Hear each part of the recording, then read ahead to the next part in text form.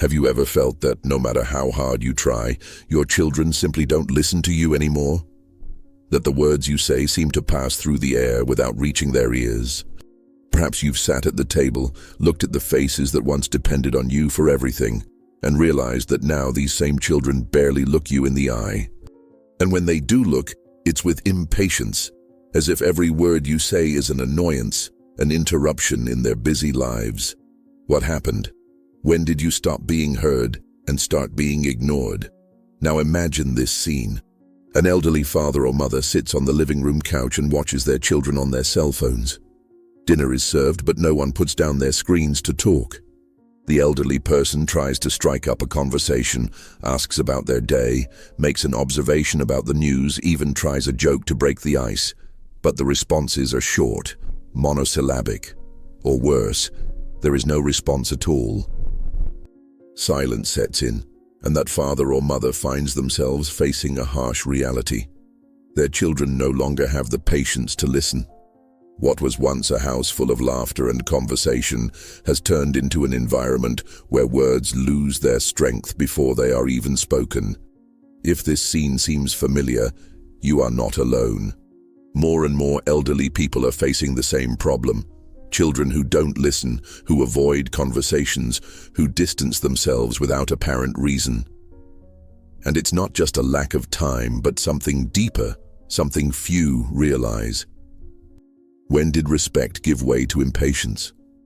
When did the children's admiration for their parents become just a memory?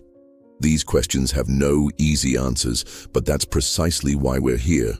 Over the years, it's natural for relationships to change. Children grow up, form their own families, and take on responsibilities they didn't have before. But there is a difference between life following its course and emotional detachment. Many parents find themselves trapped in an unexpected reality. They dedicated their entire lives to raising their children, made sacrifices, gave everything they had, and now realize that those same children barely have time to ask if they are well. It's not just a matter of a busy schedule, but a feeling that the connection that existed before has been lost. And it hurts. Maybe you've already tried to resolve this. Maybe you've already tried to bring up topics, strive to create family moments. Maybe you've even said phrases like, "You don't listen to me anymore. You never have time for me. Back then we used to talk more." But instead of bringing your child closer, those words seem to have pushed them even further away. They react with impatience, change the subject, and the cycle repeats itself. What happened? Is there a smarter way to deal with this? Is it possible to regain the connection without having to demand or argue? The answer is yes. But before we get there, it's important to understand what's happening. The detachment from children doesn't happen overnight. It builds up slowly, almost without being noticed. Small gestures, words said or unsaid, attitudes that seem harmless but which, over time, create a chasm between generations. The truth is that many parents, without realizing it, end up reinforcing this detachment with their own reactions. Let's think of a practical example. Imagine that a child comes home tired from work and calls their parents after a few days without giving news. They want to hear their voice, but in the first few minutes, the conversation turns into a demand. "You disappeared. You don't even seem to have a mother. If I don't call, you never call." What was supposed to be a moment of connection becomes a moment of wait. Next time, this child will think twice before calling. Not because they don't love their parents, but because they don't want to deal with guilt and pressure. Now, imagine the same situation with a different approach. The son calls, and instead of hearing complaints, he hears, "It's great to talk to you, my son. How was your day?" The conversation flows naturally, without demands, without judgments, without that feeling of needing to justify himself. The son feels pleasure in talking, and next time he will call again, not out of obligation, but because he enjoys his parents' company. The big secret is there. Demanding attention doesn't bring respect. Asking to be heard can have the opposite effect, pushing children even further away.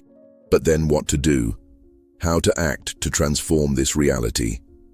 The answer isn't in demands or impositions, it's in how you position yourself. Respect cannot be demanded, it must be cultivated. The way you conduct your relationship with your children defines whether they will feel pleasure in being by your side or if they will want to keep their distance. If your children are distant, before complaining or questioning, ask yourself, what can I do to make my presence more pleasant? How can I become someone my child wants to seek out and not someone they feel pressured to attend to? Many parents believe that to be valued, they need to always remind their children of everything they've done for them. But what really makes a child respect and want to be around is seeing that their parents are well, that they are happy people, and that they don't make the child's absence a suffering. This doesn't mean accepting indifference or allowing disrespect. It means changing the approach. The truth is that children respect parents more when they demonstrate emotional independence, when they show that they have their own lives, that they know how to be happy even without depending on their children for it. When an elderly person spends all their time lamenting loneliness, demanding attention, and demonstrating that they no longer have a purpose beyond the company of their children, they end up creating an emotional burden. And no one likes to be around someone who conveys that constant sense of neediness. Respect is built day by day with subtle but powerful gestures. A smile when answering the phone and "How are you?" Without ulterior motives, an invitation for coffee without expecting anything in return. Small actions make all the difference. And if, even so, your child remains distant, if, despite all these changes, they still don't seek you out as you'd like, the answer to that is simple, but often difficult to accept. Live your life fully, regardless of the attention you receive. You cannot control your children's actions, but you can control how you react to them. The secret lies not in demanding presence, but in making your presence desirable. The more you value your own life, your own interests, the more others will value you. In the next few minutes, we'll explore together the mistakes that many parents make without realizing it, and which, instead of solving the problem, only increase the distance. You may be falling into these traps without even realizing it. But don't worry, because we'll also talk about solutions. And these solutions can transform your relationship with your children in a way you may never have imagined. Now that we understand the magnitude of the problem and have felt firsthand the impact it causes, it's time to take a step forward. We will discover which attitudes unintentionally worsen this situation and further alienate the children. If you want to regain their respect and attention, you must avoid these mistakes at all costs. In the next section, we will explore exactly that. Have you ever stopped to think about why children who once looked at their parents with admiration and affection end up becoming distant? What happens over the years for such a close relationship to turn into a cold and distant coexistence? Many parents believe the blame lies solely with their children, the hustle and bustle of modern life, technology, and excessive work. But is that all? Or is something deeper happening? Could it be that, without realizing it, the parents themselves contribute to this estrangement? To understand this distancing, we need to go back a little in time. Think about when your children were little. Remember how they would run to you when they needed help, how they sought your attention for everything. Every achievement, every fear, every doubt was shared. You were the center of their world, the most important person. But then, time passed. Adolescence arrived, then adulthood, and gradually the conversations dwindled. Before you spent hours together. Now, at most, you exchange a few quick words. What happened? Did the love diminish? Did the children forget everything their parents did for them? The truth is that modern life has dramatically changed family relationships. The world has become more accelerated, and people are immersed in a suffocating routine. Work consumes most of the children's time, as they now deal with financial, professional, and emotional pressures that often their parents did not experience with the same intensity. Furthermore, technology has altered the way people interact. The time that was once spent in conversations at the table is now taken up by cell phones, social media, and constant distractions. And the more people become accustomed to communicating through quick and superficial messages, the less patience they have for deep conversations. But does this mean that children have stopped loving their parents? No. The problem is not with the feeling, but with how the relationship has transformed. And if this transformation is not understood and worked on, it can generate an estrangement that becomes increasingly greater. And here an important question arises. Could it be that without realizing it, the parents themselves contribute to this distancing? Could it be that in some way their attitudes over the years have created an emotional distance? Think of an elderly man named Antonio. He was always a dedicated father, present in his children's childhood. When the children grew up, he started to feel less needed. They no longer asked for his opinion, they didn't come to him for advice. Antonio missed the old times, and without realizing it, he started to react badly. Every time his children came to visit him, he would complain, "You never have time for me. In the old days, you respected me more. I know you don't care about me." What started as a venting of feelings became a habit. His children began to avoid visits because every encounter was a demand, a heavy conversation full of resentment. This story is repeated in many families. When parents feel they are being ignored, their first reaction is to complain, demand attention, try to regain the space they once occupied. But this approach, instead of bringing them closer, ends up pushing them further away. The children start to see each meeting as an obligation, an exhausting conversation that makes them feel guilty.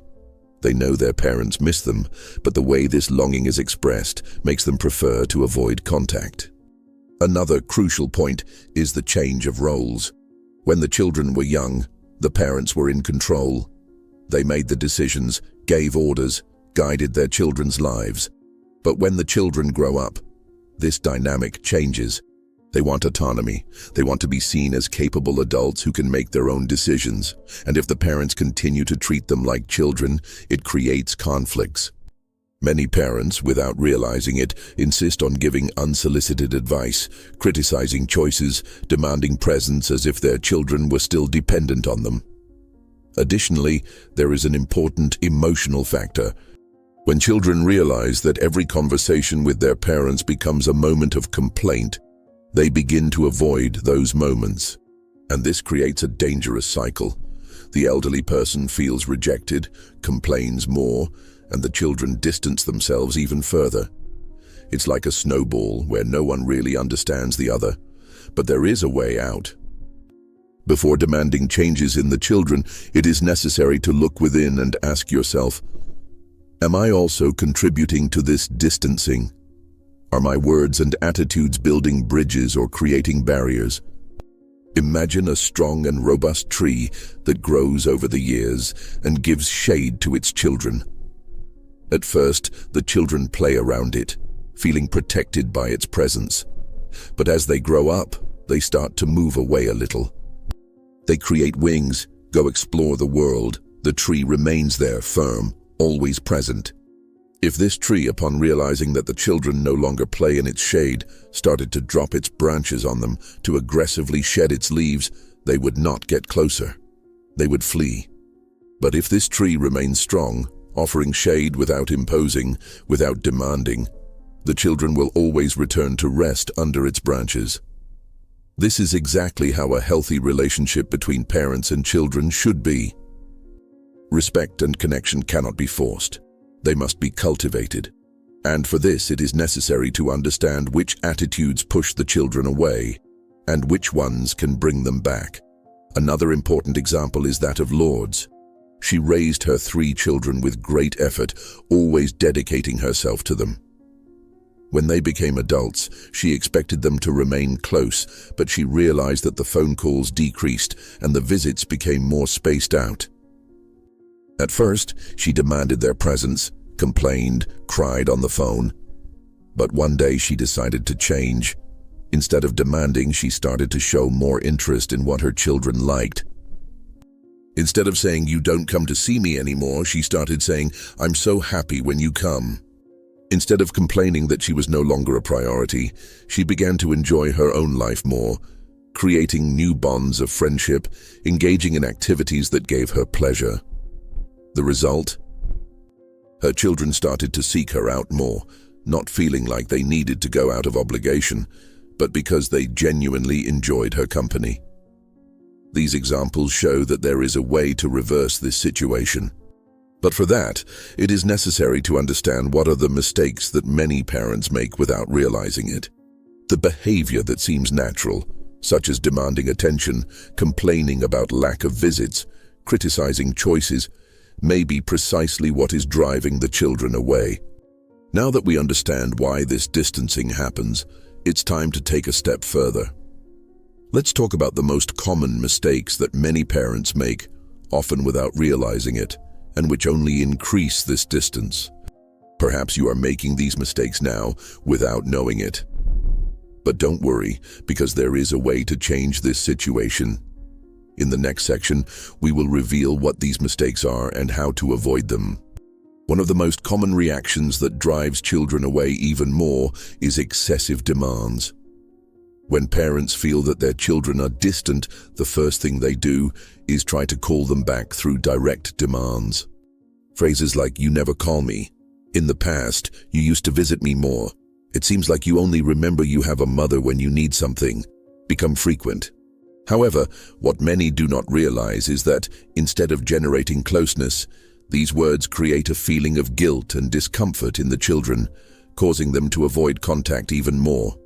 This distancing does not occur due to a lack of love, but due to the need to escape the feeling of constantly failing. If each encounter or phone call turns into a conversation full of demands, the child begins to associate the presence of their parents with a moment of emotional weight and instinctively seeks to avoid that feeling. After all, no one likes to feel judged or pressured to be present out of obligation. The consequence of this is a vicious cycle. The father or mother feels the absence of the child, demands more attention, and the child, in turn, feels the demand as a form of pressure and distances themselves even more. Another very common mistake is trying to impose authority, even when the children are already adults. Many parents believe that simply because they are older, they still have the right to tell their children what they should or should not do, how they should live their lives, and what decisions to make. But respect is not imposed, it is built. The fact of having raised a child does not mean that he or she must obey all guidelines as if still a child. When parents try to control their children's choices too much, criticizing their relationships, careers, or even the way they raise their own children, this generates immediate distancing. This attempt at control can come in many forms. Some parents insist on giving unsolicited advice, without realizing that this can sound like a veiled criticism. Others try to interfere directly in their children's lives, imposing opinions as if they were still raising a child. The result? The children feel that they are never good enough in their parents' eyes. They feel that, no matter what they do, there will always be a suggestion on how they could have done better. This wears down the relationship and makes them prefer to keep their distance to avoid this constant feeling of inadequacy. And then another problem arises: constant arguments. In an attempt to make their children realize how wrong they are in distancing themselves, many parents resort to direct confrontations. They argue, raise their voices, try to argue insistently, believing that this will make their children change their attitude. But this never works. On the contrary, it only further strengthens the distancing. When a conversation becomes a battlefield, the child learns that it is better to avoid this type of interaction.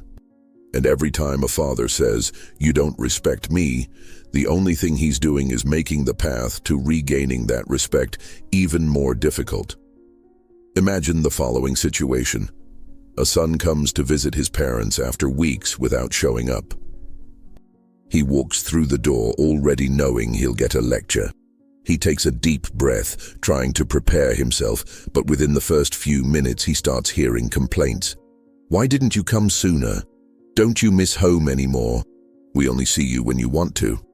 This son might even try to explain that he's busy, that he has many responsibilities, but the truth is he already knows how that conversation will end. If he argues, the atmosphere will become heavy.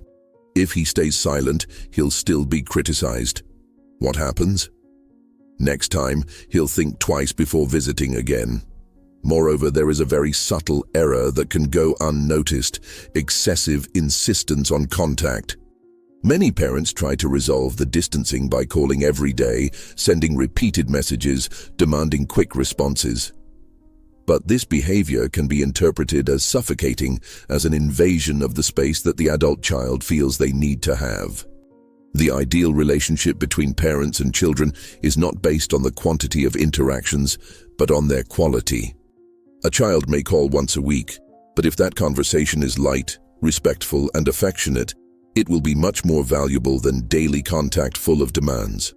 Another essential issue is the lack of listening. Many parents believe their children no longer listen to them, but are they really listening to what their children say? Instead of talking so much, wouldn't it be more productive to listen more? Communication is a two-way street. If parents want to be heard, they first need to learn to listen. Often, children try to explain why they are busy, why they cannot visit as frequently, why they do not answer all calls immediately. But instead of understanding, parents insist on continuing to talk about how they feel abandoned. This type of conversation leads nowhere, only reinforcing the chasm between generations. Think about how communication has transformed over the years. When you were younger, family moments were different. Meals were shared with long conversations, visits to grandparents happened naturally, respect was demonstrated more directly. Today, everything seems faster, more superficial. But that doesn't mean the relationship has to be cold, it just needs to be adjusted to the current reality. It is fundamental to understand that children do not perceive time in the same way as parents.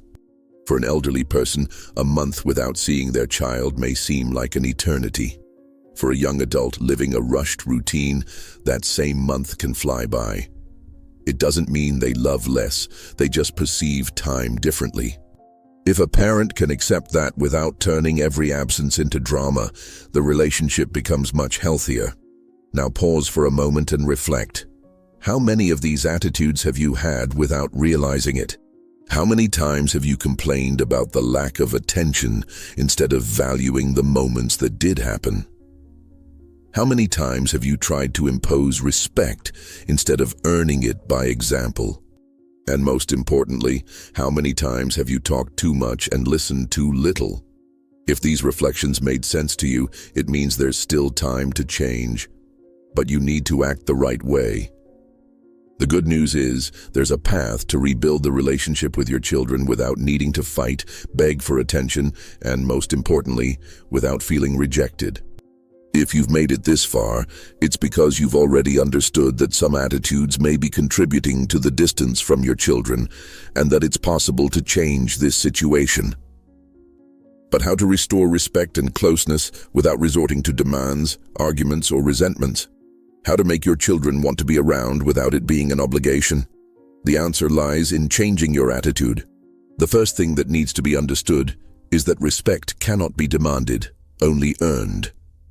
Many parents believe that by the simple fact of having raised their children, respect should be natural and unquestionable. But what truly strengthens respect is not the past, but how the present is conducted. If an adult child feels that every interaction with their parents is loaded with demands and criticism, they drift away. But if they perceive they can be in their presence without pressure, lightly and respectfully, they return of their own will.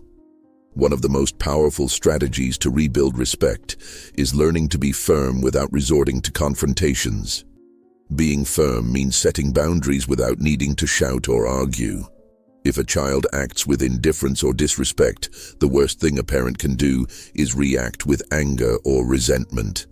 Instead, strategic silence can be a much more effective weapon. Imagine a child who responds impatiently or sharply every time their parents try to talk. The natural reaction would be to retort, demand more respect, say phrases like, "You don't talk to me properly anymore," or "You have no consideration for me."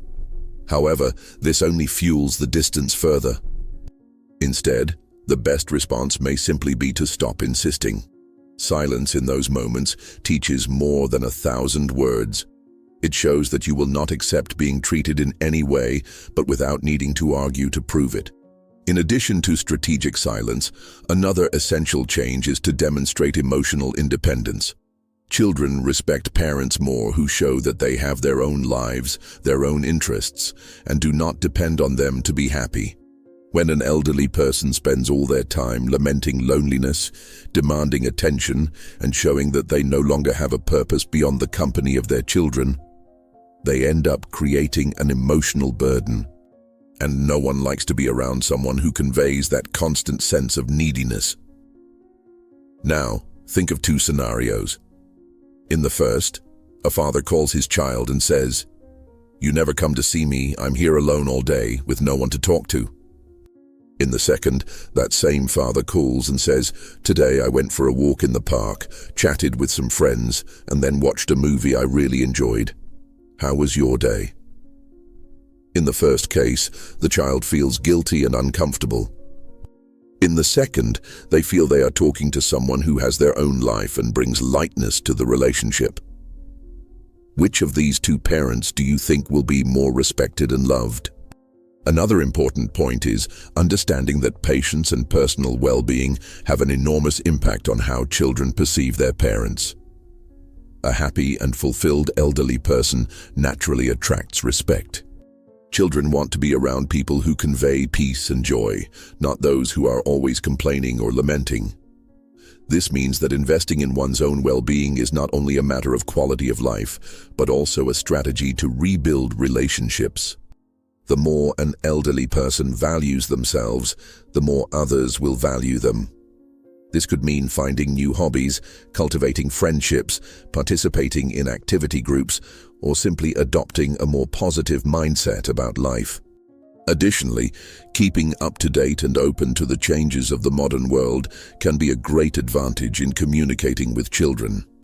Many elderly people end up creating a barrier with younger people because they reject or criticize new ways of communicating and interacting. If a father or mother shows interest in the subjects their children enjoy, such as technology, music, series, or even social media, they show that they are willing to keep up with this new reality without judgment. This makes the connection more natural and less forced. Another important detail is the appreciation of the children's autonomy. Many parents, as they age, feel that they are losing their authority within the family and therefore try to regain control by giving constant advice, interfering in decisions, or criticizing their children's choices. But it is essential to understand that everyone has their own path and their own experiences. Demonstrating confidence in the children's decisions instead of criticizing them strengthens respect and avoids unnecessary conflicts. Finally, remember that parents' happiness should not be conditioned on the constant presence of their children. The more you invest in yourself, the healthier and more balanced your relationship with your family will be. Respect and affection will come naturally, without the need for demands. Of course, this change in attitude does not happen overnight. It requires effort and, above all, a conscious decision to stop reacting the same way all the time.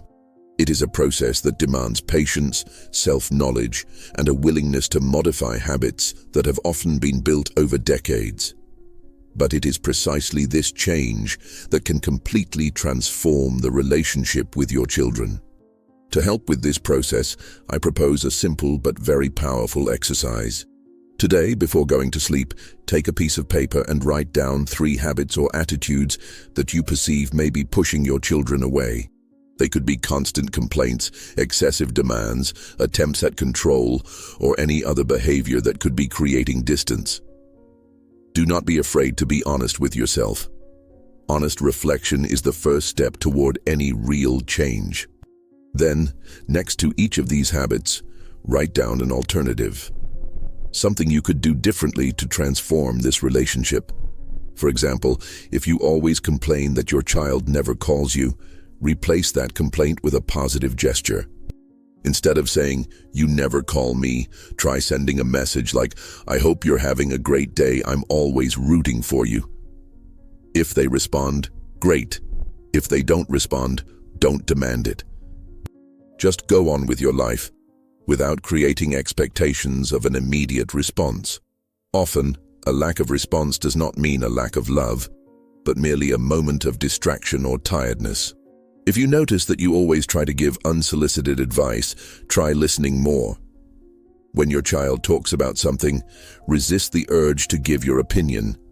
Just listen, ask questions to show interest, and let them make their own decisions without unnecessary interference. Many children drift away because they feel that their parents always want to teach something instead of simply sharing moments together. Learning to be a good listener can be one of the most transformative changes you can make. If you notice that you feel very lonely and depend on your children's presence to feel good, start looking for new ways to fill your time. It could be a reading group, an outdoor walk, an online course, anything that brings personal satisfaction without needing your children's presence for it. The goal is not to replace their love and attention, but to create a fulfilling life regardless of it. The more you value yourself, the more others will value you too. This exercise may seem simple, but when done with sincerity, it has the power to completely transform the relationship between parents and children. Often, we don't realize that small, daily behaviors shape how others perceive us. Subtle changes, when made consistently, can have a profound impact. Now that we've talked about the necessary changes, we've reached the most important moment of this script.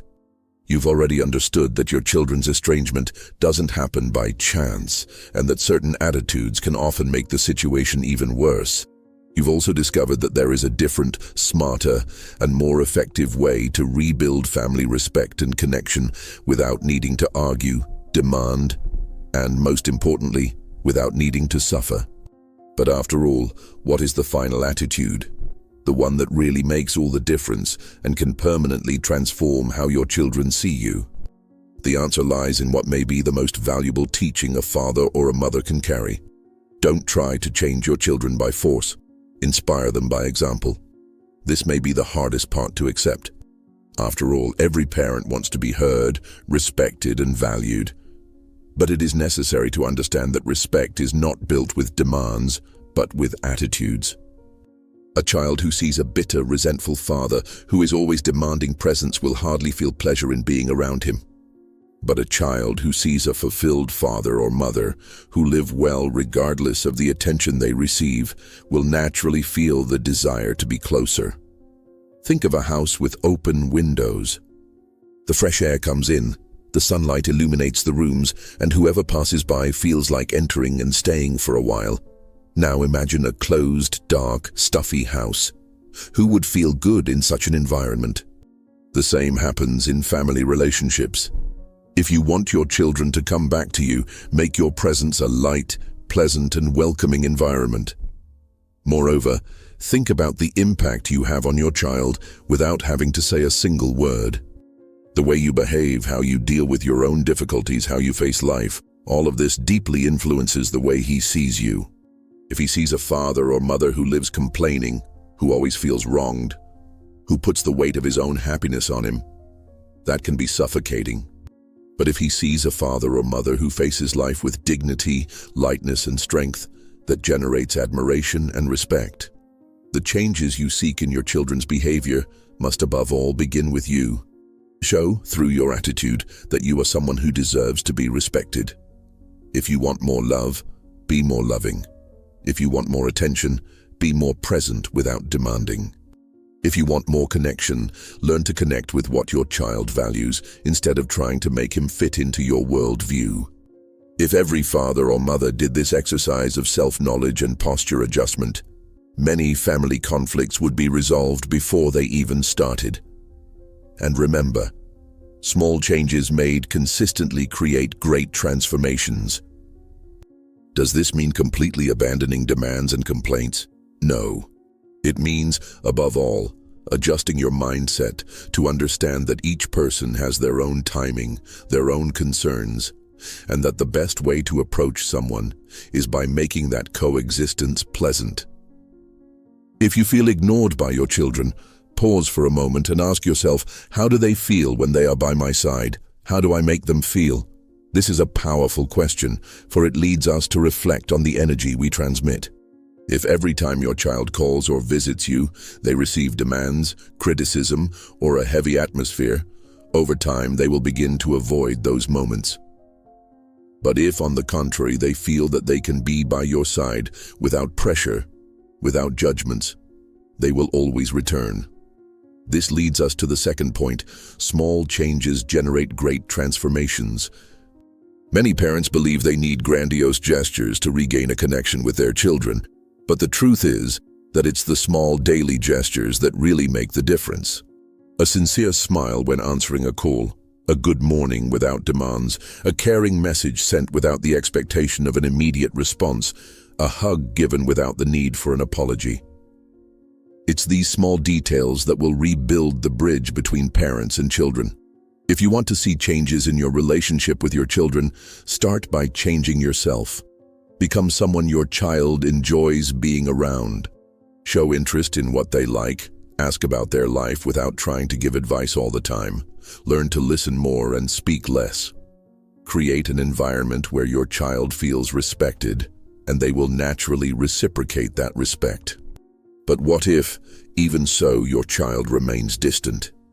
What if, even with all these changes, they still don't reach out to you as you would like? The answer to this is simple, but often difficult to accept. Live your life fully, regardless of the attention you receive. This may be the most important lesson of all. Many parents place all their happiness in the presence of their children, and when they don't receive that attention, they feel empty and unhappy. But the truth is that you can, and should, be happy regardless. You need to find joy in your own life, in your own interests, in your own accomplishments. Does this mean you should give up on your child? No, it means you should give them the space they need to miss you. Children who know that their parents live well, take care of themselves, and don't make their absence a suffering, feel more inclined to be present. Why? Because they don't feel pressured to fill a void.